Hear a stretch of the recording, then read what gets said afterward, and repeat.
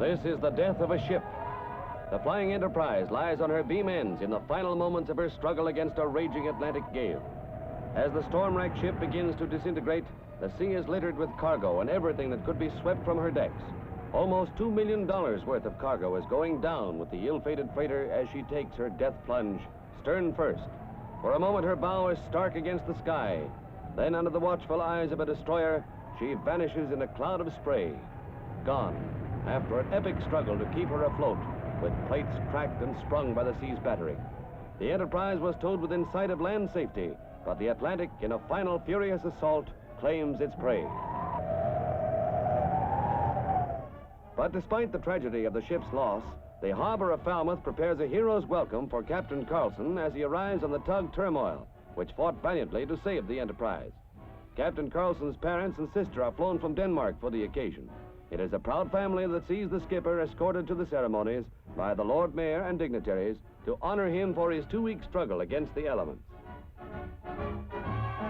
Captain Carlsen, who has written a glorious chapter in sea annals, is joined by Kenneth Dancy of the Turmoil, who shared the last week of his stormy vigil aboard the stricken ship. A real shipmate, says Carlsen. Somewhat overwhelmed by his welcome, the captain expresses his regret at the Enterprise's loss. I deeply regret that I was not in a position to bring it back with me, but the odds were too heavy against us.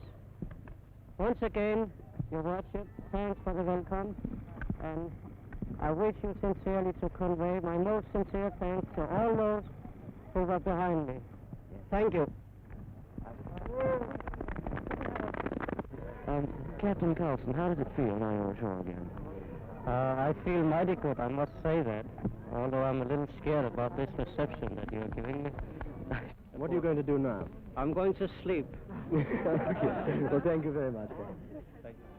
A cheering crowd gives an ovation to two men who faced all the sea could offer unafraid. And as long as men go down to the seas and ships, the saga of the Enterprise and the names of Carlsen and Dancy will remain in men's memories as the symbols of courage.